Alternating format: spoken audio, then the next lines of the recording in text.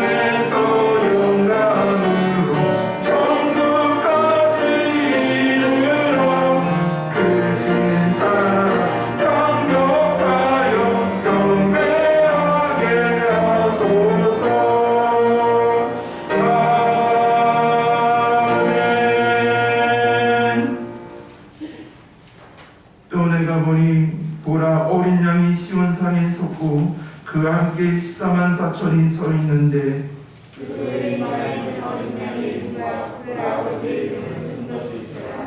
내가 하늘에서 나는 소리를 들으니 많은 물소리와도 같고 큰 우레소리와도 같은데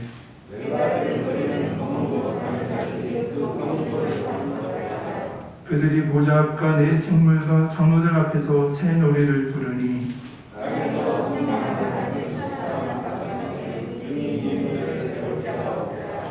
이 사람들은 여자와 더불어 더럽히지 아니하고 순결한 자라. 사랑 가운데서 선명함을 받아 처음 익은 열매로 하나님과 어린 양에게 속한 자들이니 아멘. 전능하사 천지를 만드신 하나님 아버지를 믿사오며 그 내 아들 우리 주 예수 그리스도를 믿사오니 이는 성령으로 잉태하사 동정녀 마리아에게 나시고 본데 오늘날에게 고난을 받으사 십자가에 못 박혀 죽으시고 장사한 지 사흘 만에 죽은 자 가운데서 다시 살아나시며 하늘에 오르사 전능하신 하나님 우편에 앉아 계시다가 주로서 산 자와 죽은 자를 심판하러 오시리라. 성령을 믿사오며 거룩한 공회와 성도가 서로 교통하는 것과 죄를 사하여 주시는 것과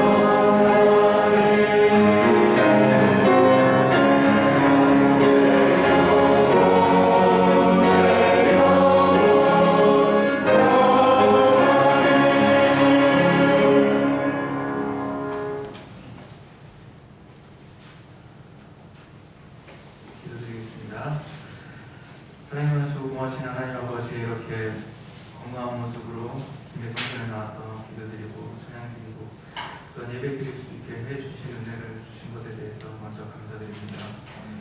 일주일 동안 세상 속에서 주님의 사랑으로 만드신 다른 사람들 속에서 살면서 얼마나 그 사람들을 용서하고 이해하려 하고 시기하지 않고 사랑하는 마음으로 바라보면서 살았었는지를 생각하면 이 시간 주님께 그렇게 살지 못했습니다라는 용서의 고백만이 나오는 것 같습니다.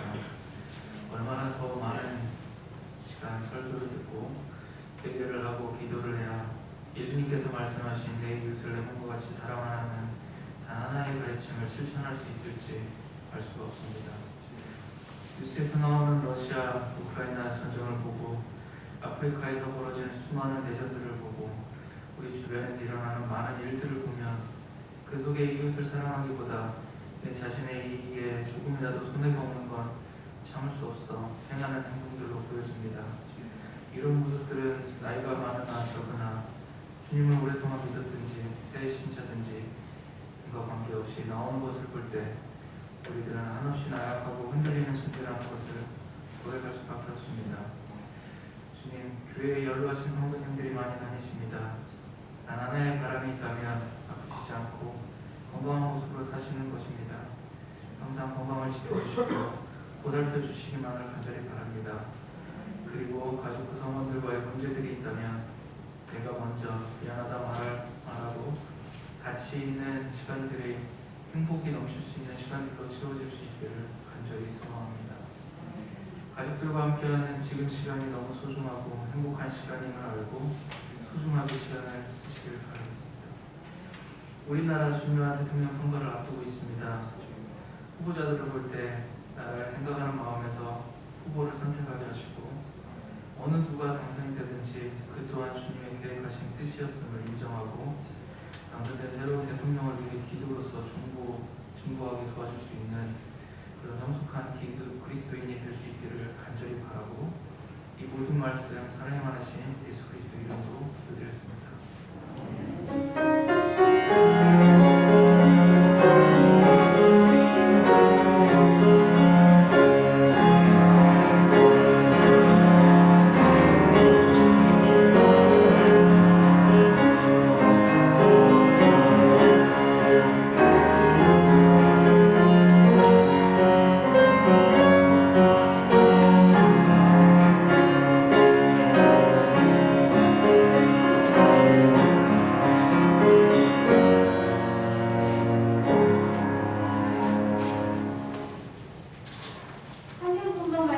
요한계시록 14장 3절에서 5절 말씀입니다.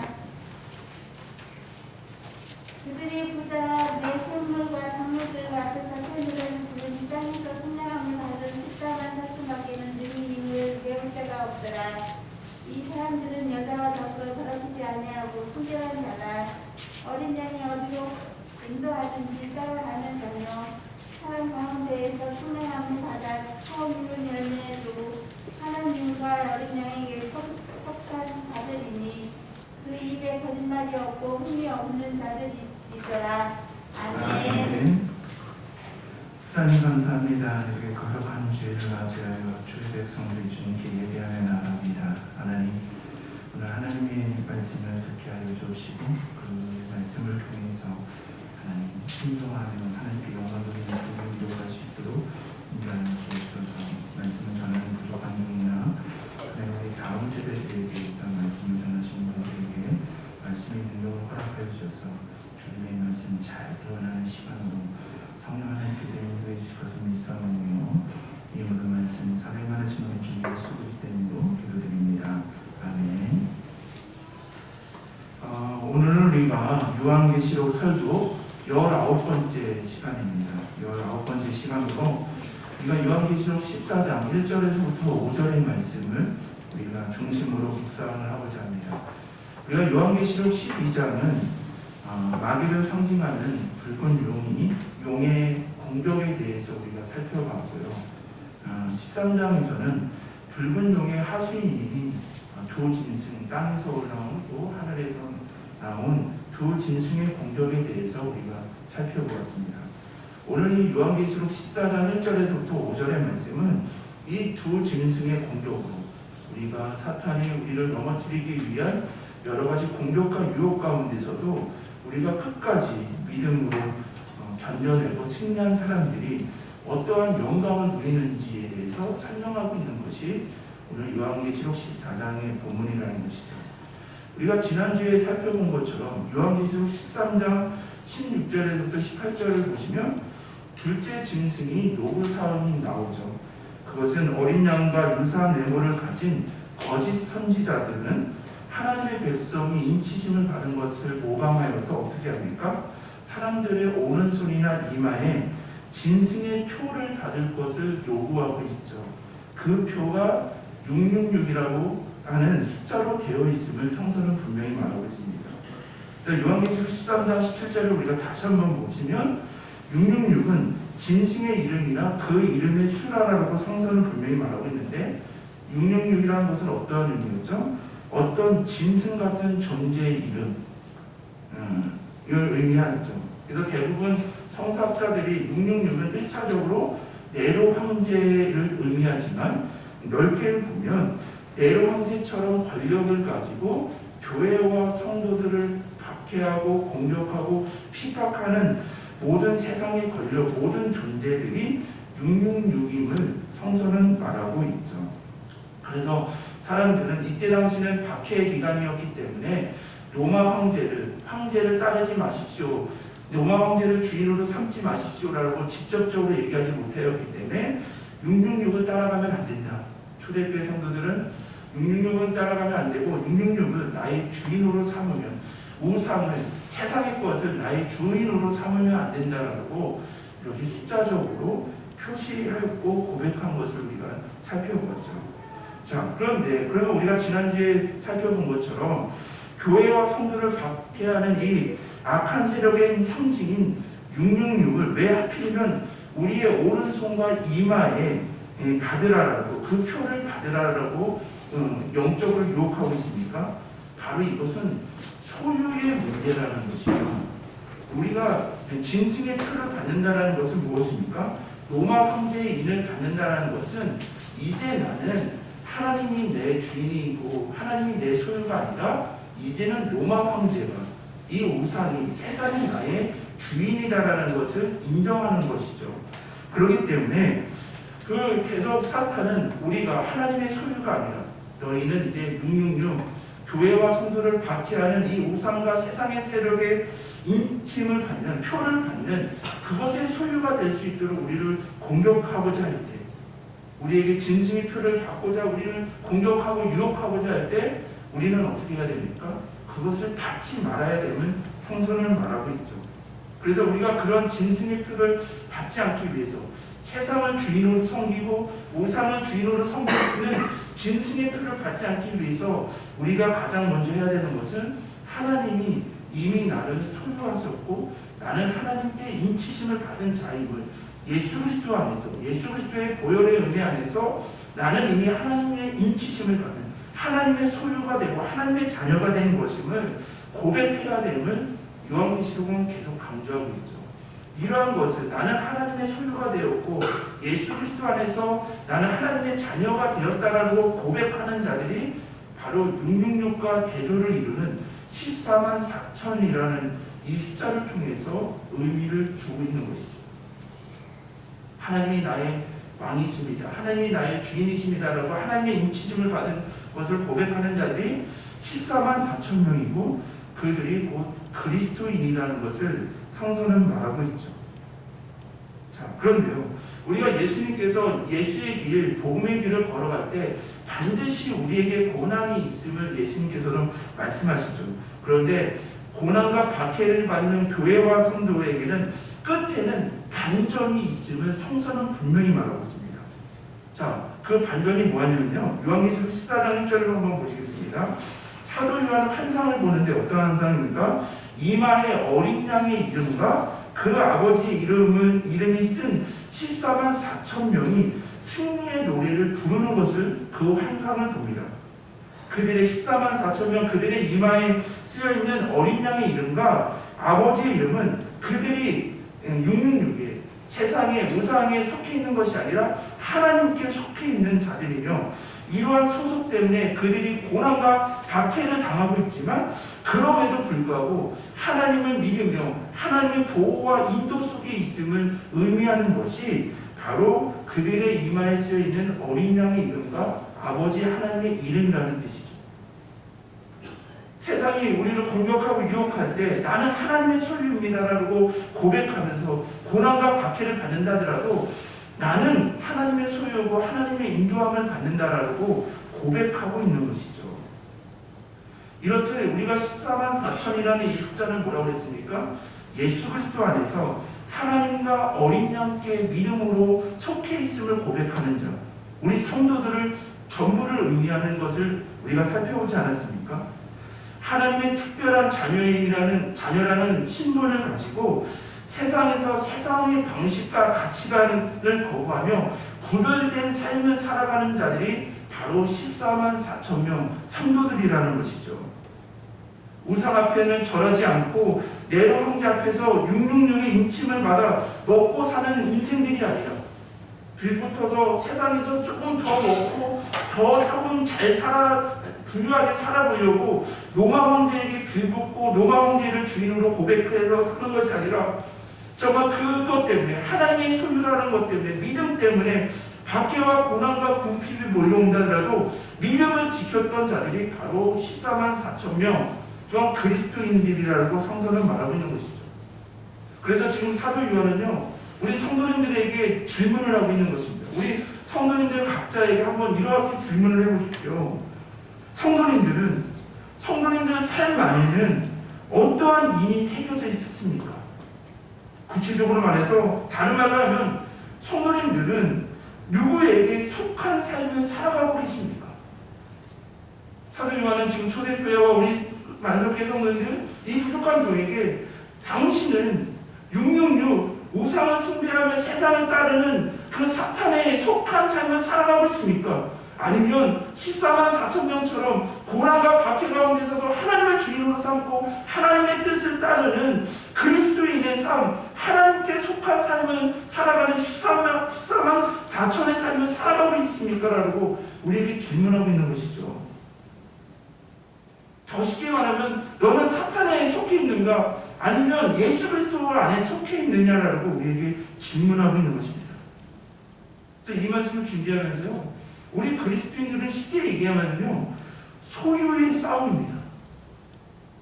우리 성도님들이 삶 속에서 하나님께 속한 자로 하나님의 말씀대로 살아가려고 하면 사탄은 어떻게 합니까? 영적인 전쟁을 어떻게 걸어오죠? 너의 주인은 하나님이 아니야. 잠시만은 하나님이 아니라 세상의 주인이지. 내 우상의 주인이지. 그러니 잠시만 하나님의 주인이라고 섬기지 말고 나를 이렇게 주인으로 섬기지 않겠네? 라고 하면서 우리를 유혹하는 소유의 싸움이 영적인 싸움이고 이것이 성도들의 삶임을 성서는 또한 사도 바울은 또한 우리 모든 성도님들이 고백하실 것입니다. 그런데요. 성서는 분명히 말하죠. 우리가 믿고 우리가 속해야 할 분은 오직 예수 그리스도이십니다. 그런데요. 예수님께 속한 것을 믿고 두 짐승의 그 공격의 영적인 전쟁의 공격을 끝까지 견디며 이겼던 14만 4천 명의 사람들의 행동의 특징이 우리가 오늘 본문에서 알 수가 있죠. 우리가 예수님께 속한다라고 고백하셨잖아요. 그러면 이러한 행동이 우리의 삶 속에서 이루어져야 되는데요. 첫째로 뭐라고 합니까? 그들은 타락한 세상과 타협하지 않았다라고 성서는 말하고 있습니다. 요한계시록 14장 4절 한번 보실까요? 이 사람들은 여자와 더불어 더럽히지 아니하고 순결한 자라라고 성서는 말하고 있죠. 여기서 이제 순결하다라는 이 단어는 우리가 뭐 성적으로 순결하다 그런 의미보다는 로마 우상 숭배의 문화에 물들지 않고 세상을 섬기거나 우상을 섬기지 않는 것을 순결한이라는 이 단어가 가지고 있는 의미라는 것이죠. 근데 여기서 보시면 여자라는 것을 우리가 잘 살펴봐야 되는데요. 우리가 여자라는 것은 요한계시록 전에는 교회와 남은 교회의 성도들을 의미한다라고 살펴봤지만 여기서 나오는 여자라는 것은요. 요한계시록 17장 1절에서부터 5절을 보시겠습니다. 요한계시록 17장 1절과 5절을 보시면 또 7 대접을 가진 7 천사 중 하나가 와서 내게 말하여 이르되 이리로 오라. 많은 물 위에 앉은 큰 음녀가 받을 심판을 내게 보이리라. 그의 이마에 이름이 기록되었으니 비밀이라. 큰 바벨론이라. 땅의 음녀들과 가증한 것들의 어미라 하였더라라고 성서는 말하고 있습니다. 그러니까 여기서 말하는 이 여자라는 의미는 어떤 의미입니까? 세상이 타락한 세속성을 상징하는, 우상을 숭배하고 세상을 숭배하는 바벨론을 의미하는, 가리킨다는 것을 우리가 알 수가 있죠. 그렇기 때문에 여자와 더불어 더럽히지 아니하고 순결한 자, 그들이 성도였다라는 이 표현은 타락한 세상과 타협하지 않고 세속화되지 않은 상태를 의미하고 있습니다. 우리 성도님들, 오늘날 세상 사람들이 교회와 목회자들 또한 우리 그리스도인들을 비판하는 핵심이 무엇입니까? 솔직히 바로 교회와 성도들이 너무 세속화되어 있기 때문이라는 것이죠. 쉽게 얘기해서 교회와 세상이 구분이 잘 안 된다는 것이죠. 예수님을 믿는 사람이나 믿지 않는 사람들이나 별 구분이 되지 않는 세속화가 되었기 때문에 세상 사람들은, 많은 사람들이 우리 교회와 성도들을 지금 공격하고 있지 않습니까? 뿐만 아니라요, 우리가 다들 고백하지만 우리가 함께 교회에서 기도로 동역하는 모퉁이돌 성교회로 섬기시는 이상 목사님의 설교를 들어보면 어떠합니까? 우리가 지금 북한의 지하교회 성도들을 위해서 우리가 기도하죠. 그 땅에 믿음의, 복음의 자유와 정말 찬양과 기도의 자유가 임하기를, 한민족이 하나님이 이루시는 통일을 이루음을 고백하며 한민족이 하나 되어 함께 예배하며 주님께서 주신 사명을 감당하고자 고난과 박해 가운데서 끝까지 그 믿음을 지키게 해달라고 우리도 지하교회 성도들을 위해서 기도하지 않습니까? 그런데 북한의 지하교회 성도들의 첫 번째 기도 제목, 남한교회와 남한 성도들을 위한 기도 제목이요, 남한의 교회와 성도들이 더 이상 세속화가 되지 않도록, 세속화를 떠나서 하나님의 말씀을 돌아오기를 위해서 기도하고 있다는 것이죠. 그 설교를 들으면서 다시 한번 하나님 앞에 회개할 수밖에 없습니다. 우리는 더욱더 나는 세속화되지 않았어, 나는 세상과 구별돼서 말씀으로 살아가고 있다라고 어느 누구도 자신할 수 없는 삶을 우리 역시도 살아가고 있다는 것이죠. 그런데 14만 4천 명의 그 성도들은 어떻게 하였습니까? 세상과 구별된, 세속화되지 않고 하나님의 말씀을 붙잡는 자들이 바로 초대교회 성도들, 또한 성도들의 모습이라는 것이죠. 또한 두 번째는요, 이 초대교회 성도들의 그 행동의 특징이 무엇입니까? 주님의 인도하심을 온전히 따랐다라고 성서는 말하고 있습니다. 요한계시록 14장 4절을 보시면 어린 양이 어디로 인도하든지 따라가며, 우리가 참 이 구절을 우리가 묵상하면서요, 이 단어가 특히 저는 더 눈에 들어오더라고요. 어린 양이 인도하든지 따라가며가 아니라요, 어린 양이 뭐라고 말합니까? 어디로 인도하든지. 예수님께서 우리를 어디로, 정말 그 고난의 현상인가 박해와 우리가 생각하는 부유함과 잘됨의 형량 어디로 인도하든지 주님을 따라가는 자들이 초대교회 14만 4천 명의 성도들이라는 것을 우리가 알 수가 있죠. 여기서 따르다라는 이 단어는요, 예수님께서 제자들을 부르고 나를 따르라라고 했던 단어와 같은 단어입니다. 그래서 즉 우리가 14만 4천 명 또한 우리 성도들은 예수님의 부르심, 예수님의 말씀, 예수님의 뜻을 듣고 우리가 그 뜻에 따르는 자들임을 성서는 분명히 말하고 있는 것이죠. 우리 성도님들 예수님을 따라가십니까? 그런데 예수님이 어디로, 어느 길로 인도하든지 그 길을 따라가십니까? 솔직히. 그런데요, 예수님은 마태복음 10장 38절을 보시면 이렇게 말씀하시죠. 마태복음 10장 38절에 또 자기 십자가를 지고 나를 따르지 않는 자는 내게 합당하지 아니하리라라고 예수님은 분명히 말씀하십니다. 이것은 무엇이죠? 성도는 예수님의 길을 따라가는 자들인데 마치 어디로 인도하든지, 정말 그 예수님을 따라갈 때 그 예수님 때문에 고난, 교회 때문에, 복음 때문에 고난과 박해가 몰려온다 하더라도 끝까지 자기 십자가를 지고 예수님의 남은 고난을 채우며 따라가는 자들이 진정 성도들이라고 성서는 말하고 있는 것이죠. 우리 아까 고백하셨잖아요, 성도님들. 예수님의 인도하심에 따라 따라가신다라고. 그런데요, 그것의 아멘에서 넘어서 예수님이 어디로 인도하든지 끝까지 말씀을 붙잡고 따라가시는 귀한 성도님들 되시길 주님의 이름으로 기원합니다. 다음 세 번째는요, 그들의 14만 4천 명의 특징이 무엇입니까? 그 입에는 거짓이 없고 흠이 없었다라고 성서는 말하고 있습니다. 요한계시록 14장 5절을 보시면 성서는 뭐라고 말합니까? 그 입에 거짓말이 없고 흠이 없는 자들이로다라고 성서는 말하고 있습니다. 그러니까 성도는 우리가 하나님과 세상 앞에서 거짓이 없어야 한다는 것이죠. 자, 우리가 구약 성경 스바냐 3장 13절을 한번 보시겠습니다. 구약 성경 스바냐 3장 13절을 보시면 성서는 이렇게 말을 하죠. 이스라엘의 남은 자는, 정말 하나님이 구원의 역사를 이루어가는 믿음의 사람들은 악을 행하지 아니하며 거짓을 말하지 아니하며 입에 거짓된 혀가 없으며 먹고 누울지라도 그들을 두렵게 할 자가 없느니라고 하나님께서는 분명히 말씀하시죠. 자, 이러한 것은 거짓이 없다라는 것은 어떤 의미입니까?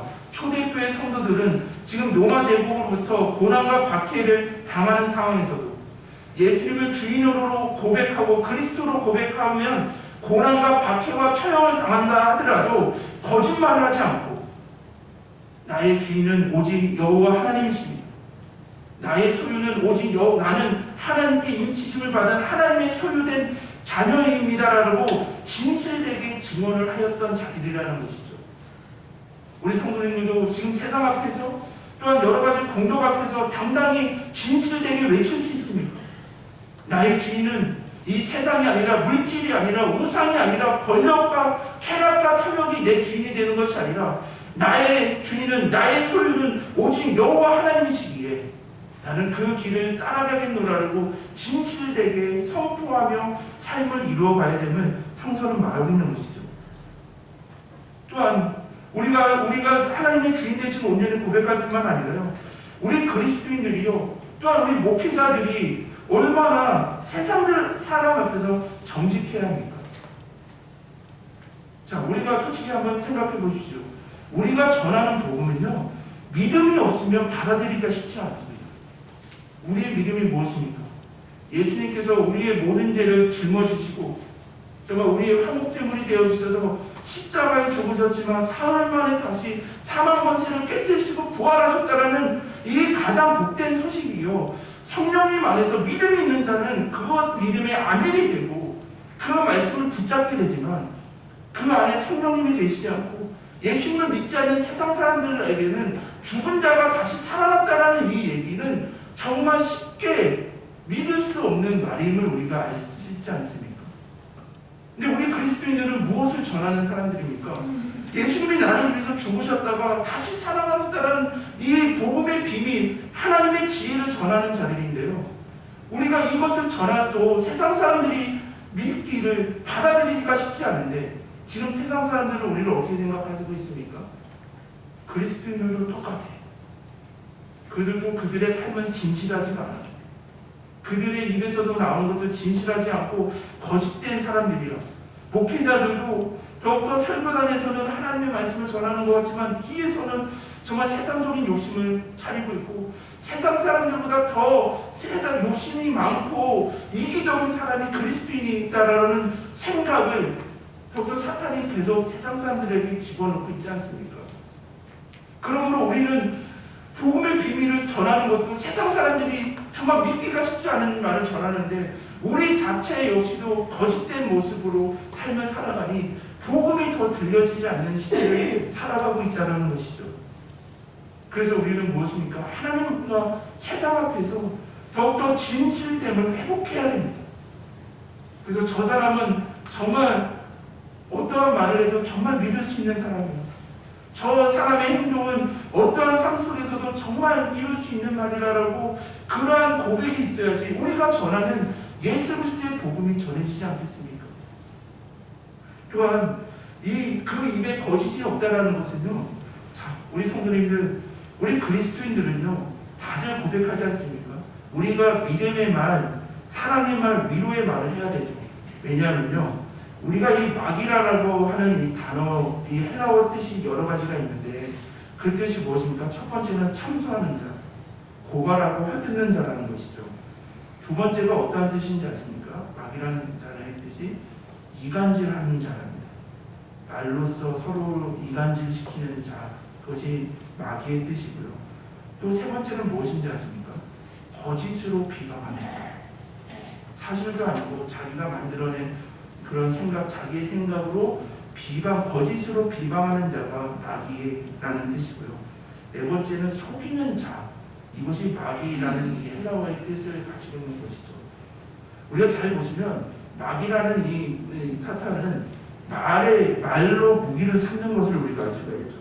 그래서 성경은 계속적으로 그리스도인들에게 언어, 말을 조심해야 됨을 성서는 말하고 있습니다. 그러므로 우리는 남을 비방하는 말, 거짓의 말, 근거 없이 남을 비방하거나 또한 거짓을 말하거나 이간질시키는 말, 또한 하나님의 은혜를 고백하지 못하는 부정적인 말을 하지 말아야 됨을 성서는 분명히 말하고 있죠.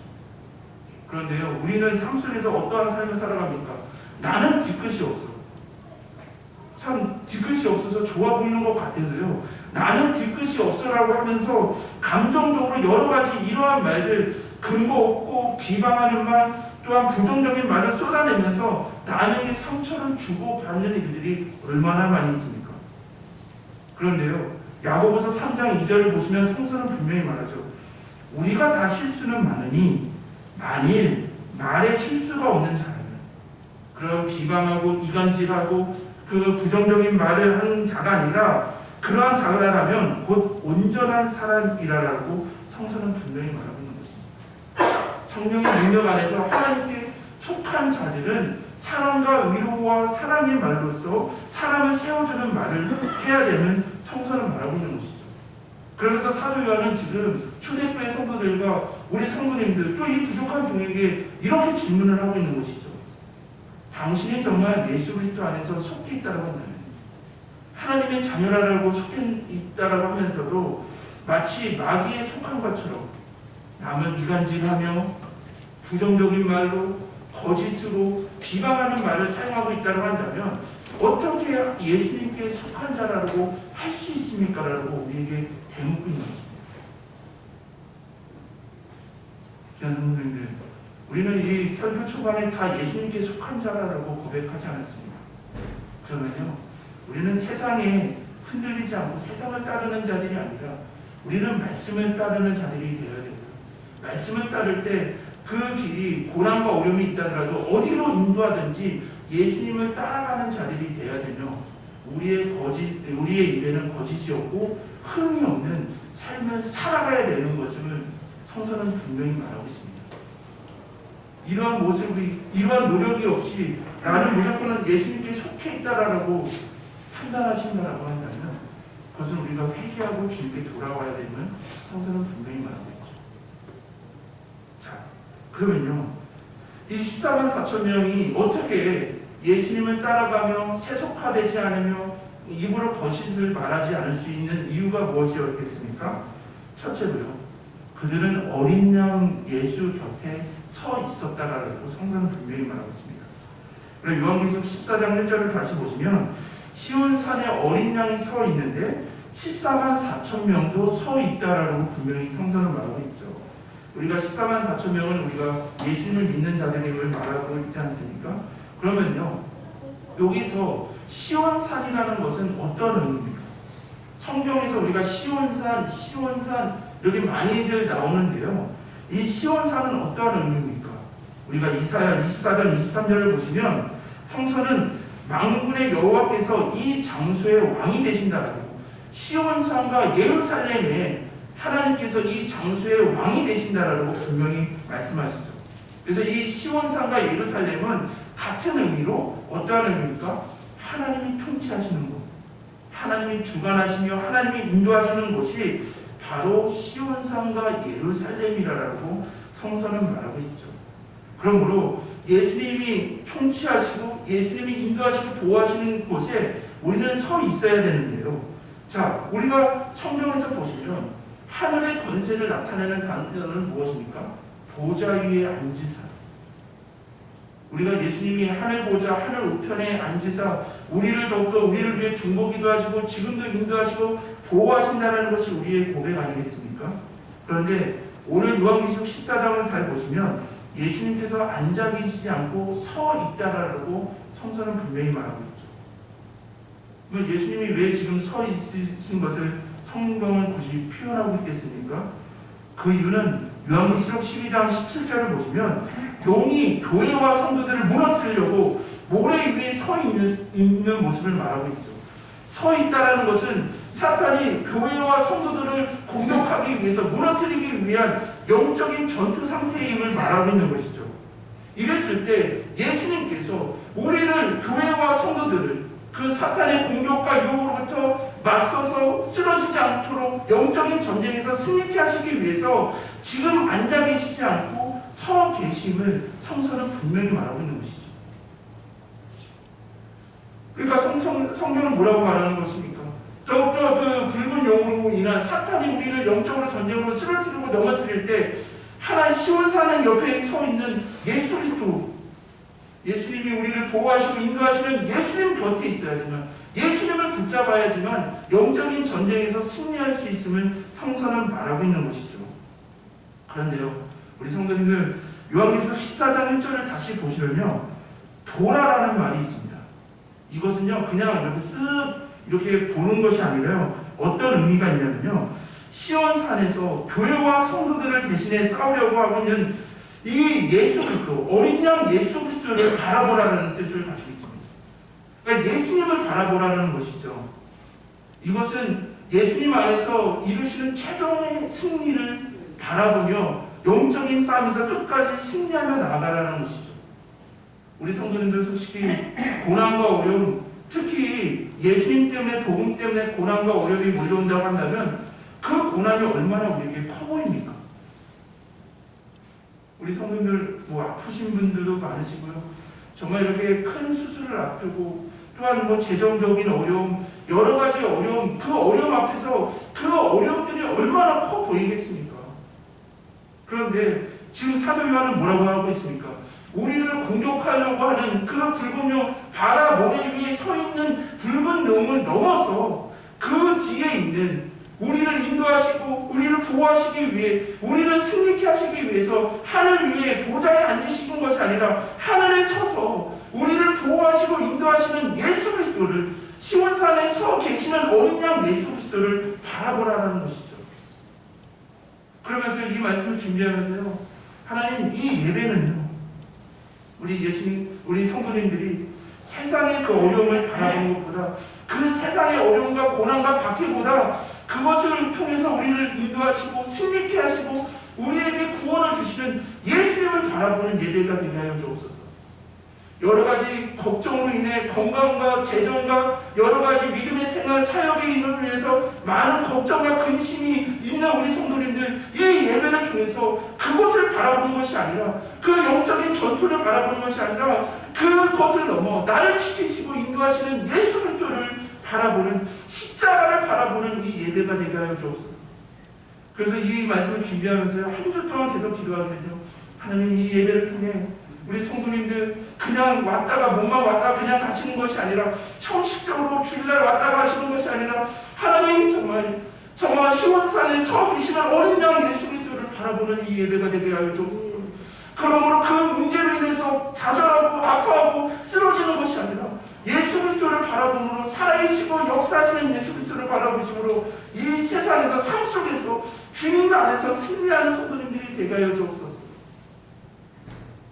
우리 성도님들, 이 예배 시간에 시온산에 서 계시는 예수 그리스도를 바라보시며 그 예수 그리스도를 안에서 위로 받으시며 힘과 능력을 받으시는 귀한 예배 자리가 되시기를 주님의 이름으로 기원합니다. 이렇게 하였을 때요, 성도님들이 이 어린 양 예수께 서 계실 뿐만 아니라요, 두 번째 특징이 무엇입니까? 그들은 새 노래를 부르고 있었다는 것이죠. 요한계시록 14장 3절을 보시면 새 노래는 택함 받은 자들만이 부를 수 있는 노래라고 하는데요. 그러면 택함을 받은 자들은 누구입니까?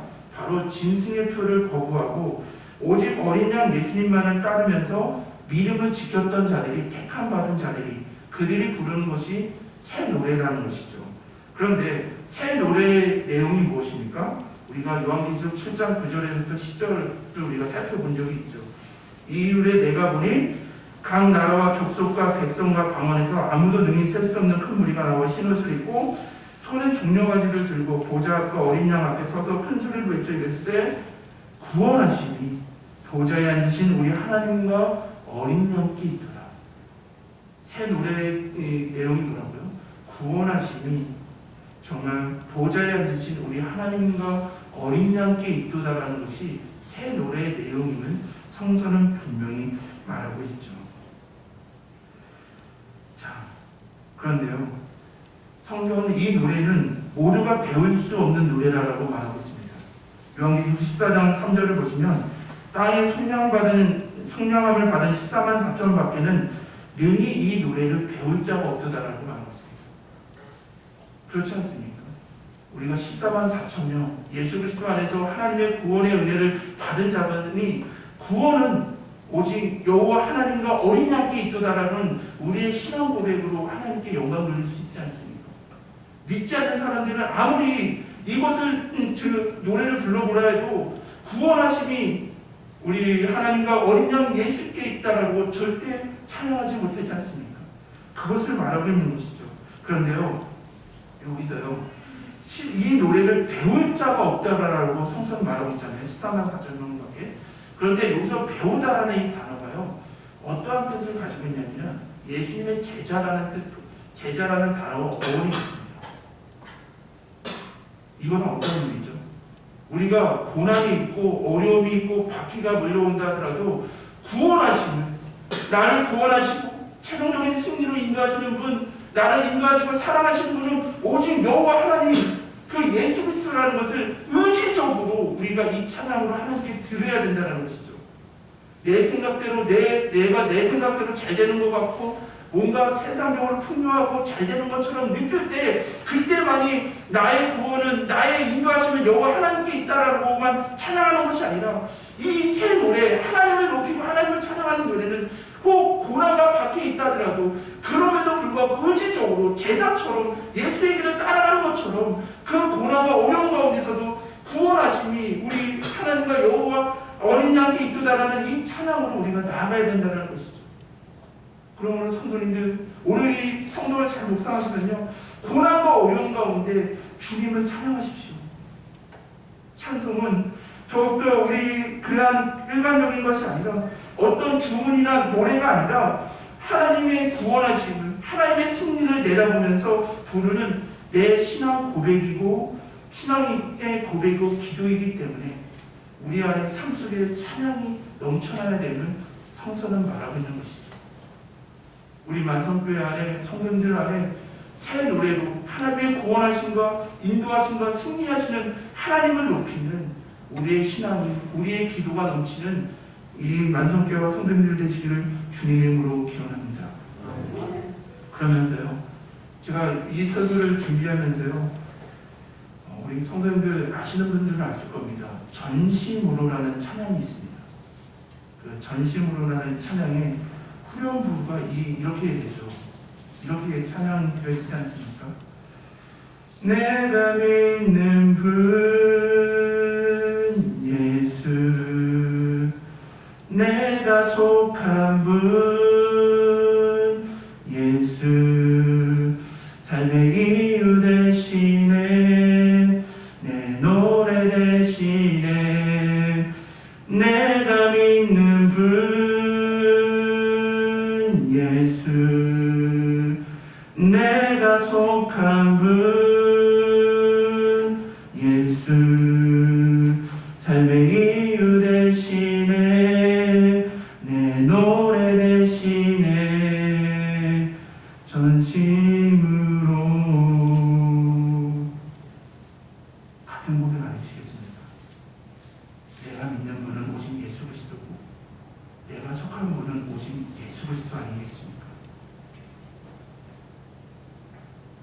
우리 만성교회 성도 여러분, 우리가 믿는 분, 우리가 고백하시는 분은 오직 예수 그리스도 있습니다.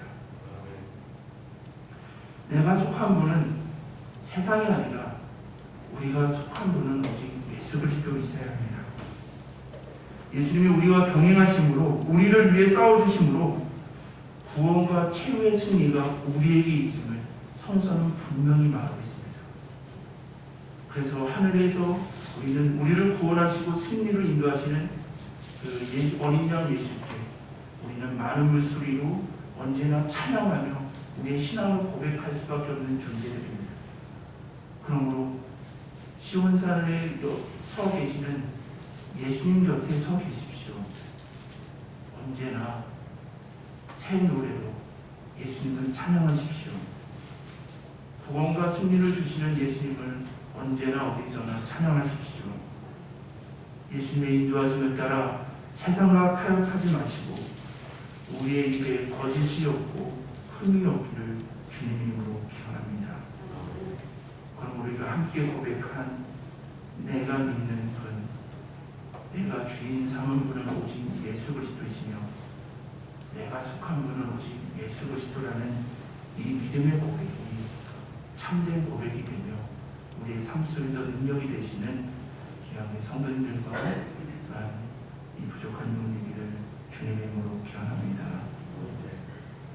주님, 세상의 어떤 고난과 어려움과 유혹과 박해와 어려움이 몰려온다더라도 내가 믿는 분은 오직 예수 그리스도이시며 내가 속한 분은 오직 예수 그리스도라는 것을 온전히 고백하며 세상과 타협하지 않으며 주님이 어디로 인도하든지 그 길을 따라가며 거짓이 없이 흠이 없이 거룩한 삶을 이루어갈 수 있도록 인도하여 주옵소서. 오늘 말씀 사랑 많으신 우리 주 예수 그리스도의 이름으로 기도드립니다. 아멘.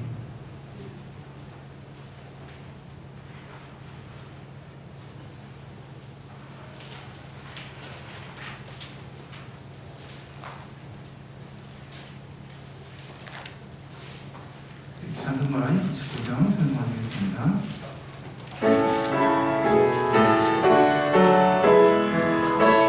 성도여 다 함께 할렐루야. 성도여 다 함께 할렐루야. 아멘. 주 찬양하여라. 할렐루야. 아멘. 주 보좌 앞에서 택하신 은혜를 다 찬송하여라.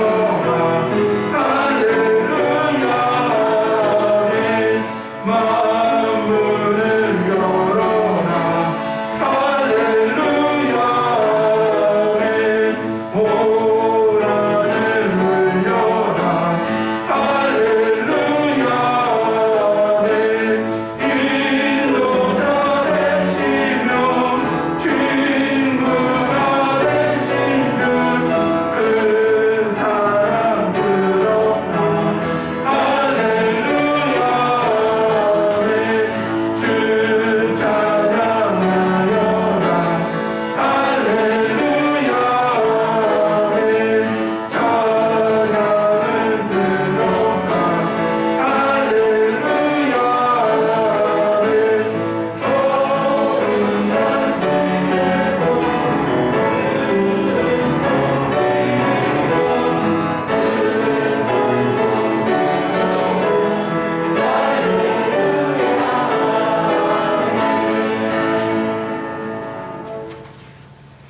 하나님, 오늘 이 찬양의 고백처럼 우리가 다 함께 할렐루야로 언제나 주님을 찬양하며 나아가는 데 부족함이 없도록 인도하여 주옵소서. 모든 것이 하나님의 은혜입니다.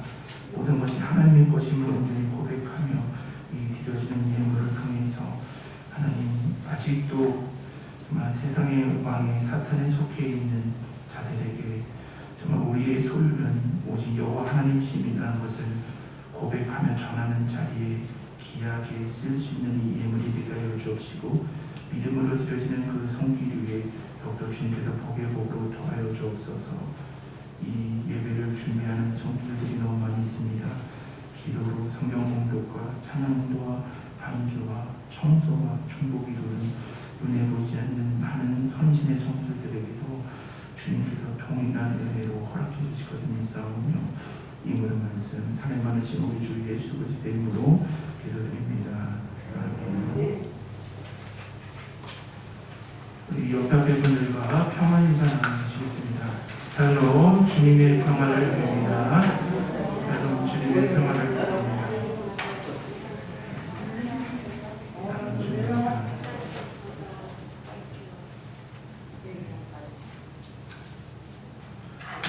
다시 인사 나누실 때 내가 속한 분은 예수 그리스도이십니다라고 한번 서로 한번 인사 나누시겠습니까? 내가 속한 분은 예수 그리스도이십니다.